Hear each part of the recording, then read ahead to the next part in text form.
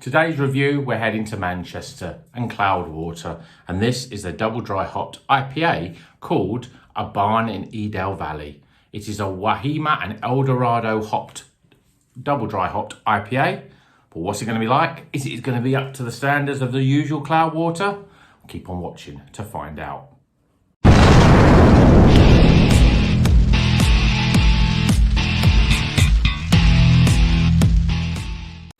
Welcome back to Rocker's Beer Review, and today we're going to be reviewing this beer. This is a Cloudwater beer. Cloudwater are based in Manchester, but this is a very un-Manchester type scene. This is A Barn in Edale Valley, and it's Waimea and El Dorado. Bright and juicy, right with rich hop flavour. Comes in at 6%.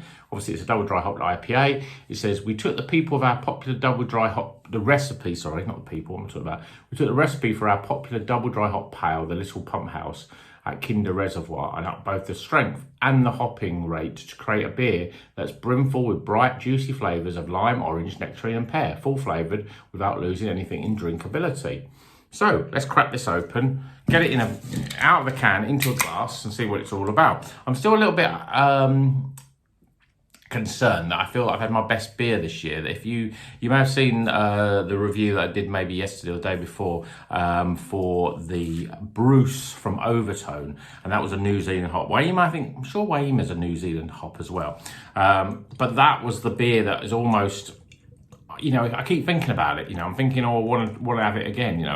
Did I imagine how soft and pillowy it was? But, let's see whether, Cloudwater do have great mouthfeels as well. See how this one goes. So, beer in a glass. It's a little bit darker, sort of a slight orange. We've got literally put it there, my fingers there, 2 fingers of white head. It's a golden orange. It's a lot more orangey. If you look at the bottom though, it looks a bit lighter, but it's not that custardy colour. It's not that New England style, I think. But aroma-wise, we're already getting lots of aromas here. So aroma-wise, well, it smells really juicy and really bright. Yeah, there's a lot of orange in there. You've got your nectarines, you've got sort of blood orange as well. And then there is a sort of a slightly more grassier sort of aroma as well, which, yeah, again, I probably shouldn't have read it, but I am thinking it's got that slightly sort of orchard type of fruit, your pear, apple sort of aroma, which is quite a rare sort of aroma. But again, Southern Hemisphere type of hops, which, I could be talking rubbish, but I'm sure Waimea is a New Zealand hop. Yeah, it's not going to tell me. It's not going to tell me that I'm right or wrong. So you might be shouting at the screen now, going, "No, Waimea is not." I'm sure it's a New Zealand hop. They usually come off a lot more fresher, a lot more citrusy and greener. Green is the word I'm looking for. Much more greener, and that's what this is. We've had beers with an orangey smell. Recently we've had a few which have got much more orangey sort of aroma to them. The Space Hardware was one which I was quite surprised at, quite a big orange sort of aroma. This has got it, but it smells slightly different. It doesn't feel like it's an overpowering orange smell. It's just a bit sweeter and a bit brighter, a bit greener. So anyway, I'm talking rubbish at the moment already. This is the first beer that I've actually drank since that fateful evening last Sunday. So I'm not going to talk any more about that. So I've missed it. It's been a few days since I've had a beer. So cheers, everyone.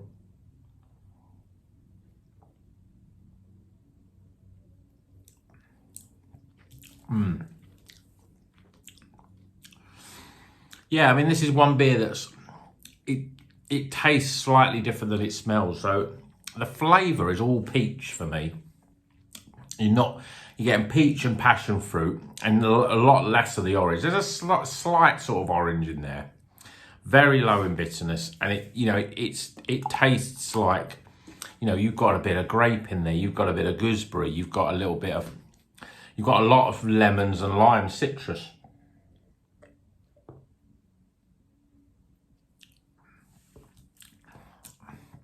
And then on the back end, you're getting this it's just a slight whiff of dankness, but it's so slight. It's a very fresh, juicy beer. And, it's up to the standard of Cloudwater. They make really good beers, especially, I think for me, and I think a lot of people may be the same. They might have had some of those Cloudwater collaborations that were in Tesco. Still in Tesco. You know, when you've got the pale, the double dry hop pale, the session, and the normal IPA, they were sort of done with Brewdog. And to be honest, when you taste this and you taste them, you know, it's a little bit night and day, really. It's, you know, it's a shame that I know it's they are cheaper, but I think it lowers, you know, when you look at these, then you might think, oh, well, is it going to be like that? You know, for people that don't know Cloudwater and their pedigree and their history and everything, then they might think, oh, well, I had those ones in Tesco. Yeah, they were all right, but I'm not going to then pay £4.5, £5 for a beer, which they'll think is the same, which is a shame because this is a really good beer. As you'd expect, low levels of carbonation, nice and soft, although nowhere near as soft as that Overtone one. As I said, I'm still thinking about that even now. And it's got a nice hoppy taste and a fruity taste, and it's a lot more. It's difficult, you know, it just tastes fresher. There's a nice dryness on the back end as well. Again, double dry hops, you'd expect that as well. But it's very, very, it's got high levels of drinkability. And when I say that, it's when you're not feeling the flavour sort of coats too much. It doesn't, you know, it's not, the fruit flavours are not sort of really overly sort of dank or over ripened. They're just really sort of fresh, and the beer tastes really fresh. I don't know, I mean, I've obviously had this a few weeks. Let's check the date on it. Yeah, so this was canned on the 10th of June. What we know, you know, we're halfway through July now, so you know that's still, I would call that pretty fresh. It's just about 4 or 5 weeks old, and it has that sort of fresh. You know that this is a fresh beer, and it's got that. You know, the one thing when I'm thinking about the supermarket beers, forgetting about the Cloudwater ones, but any beer in the supermarket doesn't have that real fresh zestiness like that.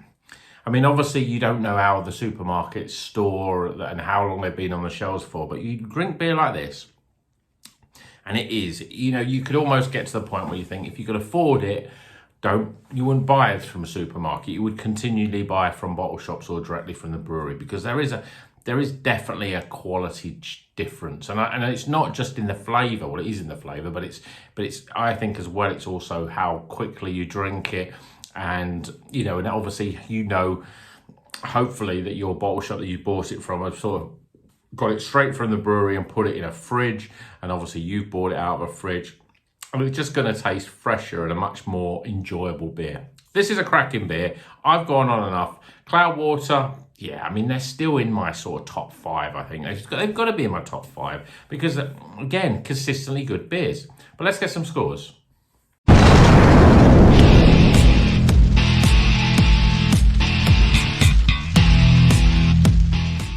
Okay, the scores are in for this Cloudwater Double Dry Hopped IPA. It is called A Barn in Edale Valley, Waimea and El Dorado. You know, they're the Southern Hemisphere hops.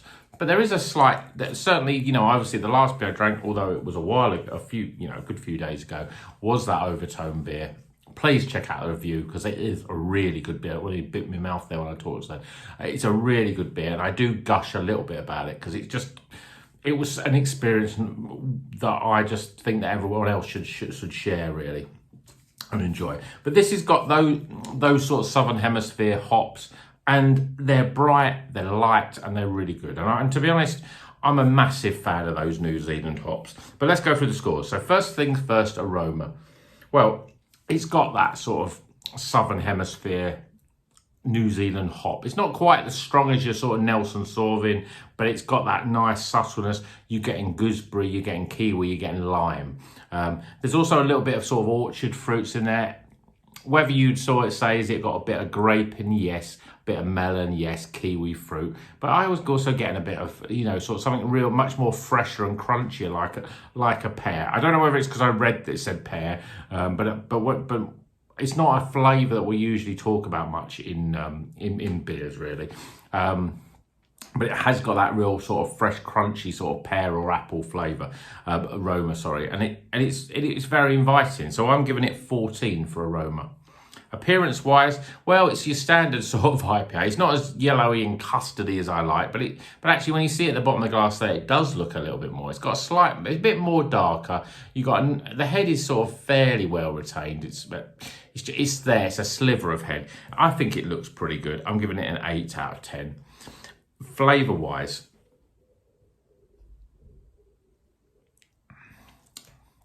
like the aromas, it's got that big hit of lime and citrus. Yeah, and the other thing, it had a slight sort of orangey passion fruit sort of aroma. And that's the interesting thing, is that when you get to the flavour, now I've drank it a little bit more, I'm not picking up that aroma as much, but it definitely had an orangey sort of aroma. But when you drink it, you don't get that. You get much more peach and lime and kiwi and gooseberry and those sort of flavours. There's not much there's no bitterness. It's very soft. It's low levels of carbonation. It's not as soft again as the Overtone one, which is now the benchmark for the ultimate softness, but it's still pretty damn soft and pretty damn how you want to have an IPA. Tastes really good. It's very, very easy to drink. It's got really nice hoppy sort of juicy flavours without it going into that sort of over-ripened dankness that some beers can have. And I like that, especially at this time of year. I like those sort of real fresh, zesty sort of beers, and this is what it's all about. So I'm going to get 35 for flavour. Value for money. I think this was just about $5, just under a $5, I think it was. 440ml can is 6%. But it's a really good quality product. You know it's a good product. So I'm giving it a pretty, I hate to say standard, but there's a lot of these that are getting this 8 out of 10 for value. And my overall experience, well, it's nearly gone. It's just very, very easy to drink. It's got all the nice flavours. I'm a huge fan of New Zealand hopped IPAs and pale ales. In fact, you know, that's my this summer is what it's all about for me, those New Zealand ones. I'm really enjoying them, and it makes me want to go. Next time I go to the bottle shop, I'm looking now, I'm thinking, yeah, let's get some more of those sort of New Zealand hops, because I think they're really great, especially in the summertime, because they do give that nice, like drinking a white wine, that sort of real, you know, really sort of bright and sharp flavour, which I think is what you want in the summer. So overall experience, I'm giving it 15. I've drank this down already. I wanted to sip and enjoy it later, but at the end of the day, it's been 4 days or so since I've had a beer, and this one's gone down so quickly. I should have bought 2. I should have bought 2 of everything really that I buy. That's maybe what I should do next month. But that total score then for all of those is 80. So it's a highly recommended Iron Maiden beer. Yes, it's at the low level of that. It didn't quite hit the 85 that the Overtone one did, but it's a superb beer. And, you know, again, Cloudwater, they're very, very consistent. Forget about what you've had or what you've heard about the Tesco beers. If you buy directly from Cloudwater, you go to the bottle shop and you pick a Cloudwater beer, you're gonna get a good beer. They are one of the top breweries in the country. So, you know, and for me, they're definitely in my top 5. You know, I know my top 5 pretty much is that sort of Polly's, Daya, Verdant. And then you're probably looking at Cloudwater, Northern Monk. And yes, you know what? Overtone's going to be in there soon. So, hope you enjoyed that video. Please give it a like if you like it. If you don't like it, give it a dislike. Let me know in the comments whether you've had this beer and what you think of it. What's your favourite Cloudwater beer? I mean, again, they move quickly. So, but there must be some ones that you've had recently, you think, yep, Rocco, you need to know about that beer and review it. So let me know in the comments what you'd like in terms of Cloudwater. And I'm interested as well, what do you think of New Zealand style beers with New Zealand hops? So whether you've got Waimea or Wakina, that I probably made that one up, Nelson Sauvin, those Muteka, is that another New Zealand one? I've talked on too much. But New Zealand hops, I like that flavour. I think that they bring a lot to beer, and I think that craft beer needs more flavours like that. So, until the next one, keep on rocking.